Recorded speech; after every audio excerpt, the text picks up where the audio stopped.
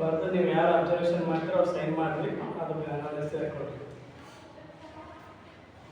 ಕೊಟ್ಟರೆ ಆಮೇಲೆ ಸೈನ್ ಮಾಡ್ಬೋದು.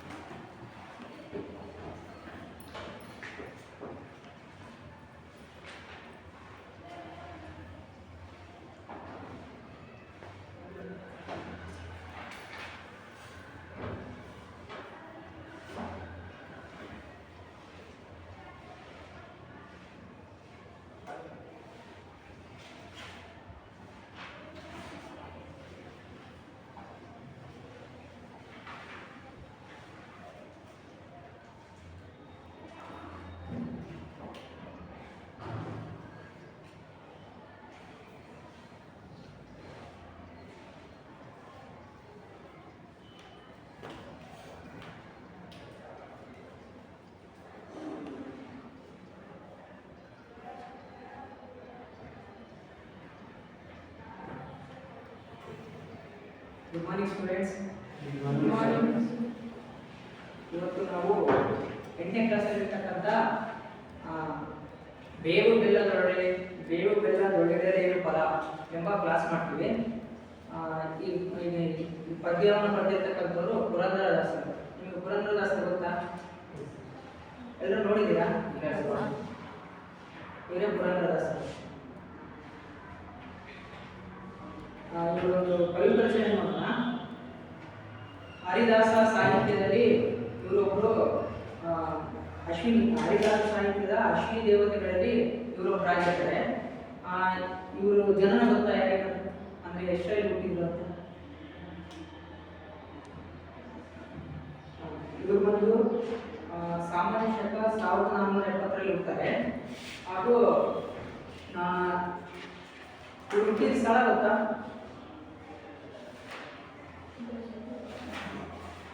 ಇವರು ಮಹಾರಾಷ್ಟ್ರದ ಈಗಿನ ಮಹಾರಾಷ್ಟ್ರದ ಪುರಂದರಗಡ ಅಂತಕ್ಕಂಥ ಜಾಗದಲ್ಲಿ ಇರ್ತಾರೆ.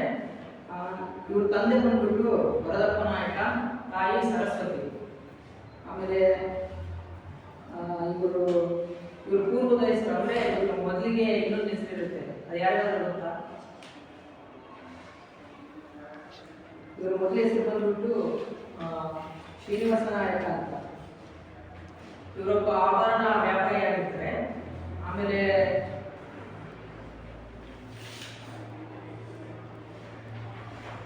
ಇವರು ಕನ್ನಡ ಸಂಗೀತದ ಪಿತಾಮಹ ಅಂತಲೂ ಕೂಡ ಇವರು ಕರೀತಾರೆ.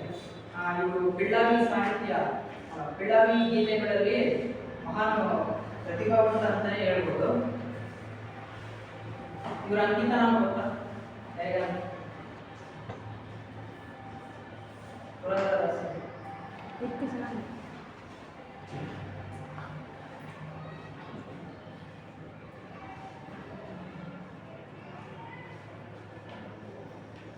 ಇವರ ಅಂಕಿತ ನಾಮ ಬಂದು ಪುರಂದರ ವಿಠಲ ಅಂತ.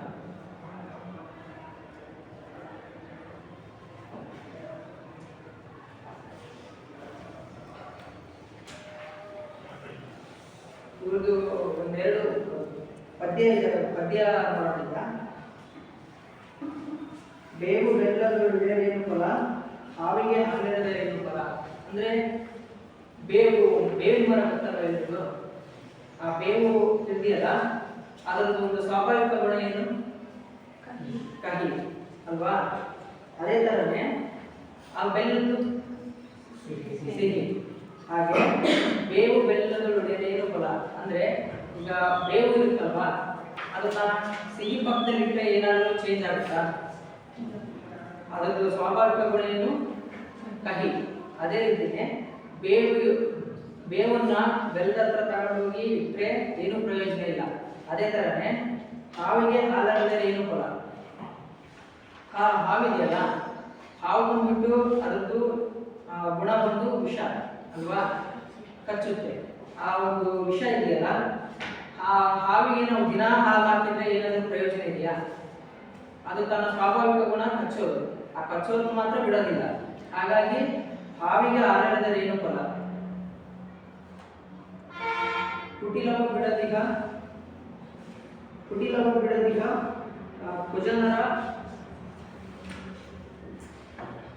ಕುಟಿಲವ ಬಿಡದಿಗ ಕುಜನರ ಮಂತ್ರವ ಪಠನೆ ಮಾಡಿದರೇನು ಫಲ.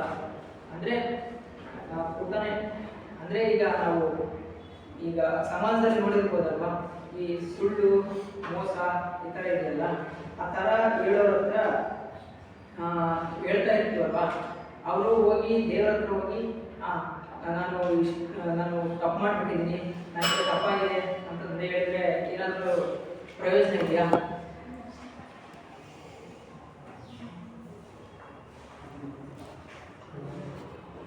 ಪ್ರಯೋಜನ ಇದೆಯಾ? ಅದೇ ರೀತಿಯೇ ನಾವು ಹೋಗಿ ದೇವರ ಹತ್ರ ಅದು ತಪ್ಪಾಯಿತು ಅಂತ ಕೇಳಿದ್ರೆ ಏನು ಪ್ರಯೋಜನ ಇಲ್ಲ ಅಲ್ವಾ?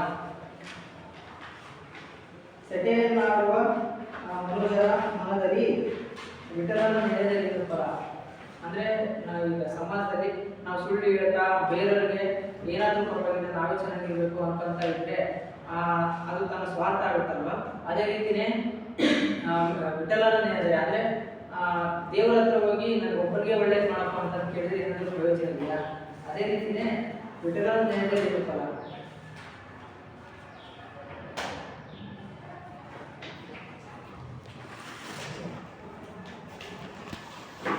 ವಿಜಯಕುಮಾರ್ ಜೀನಾ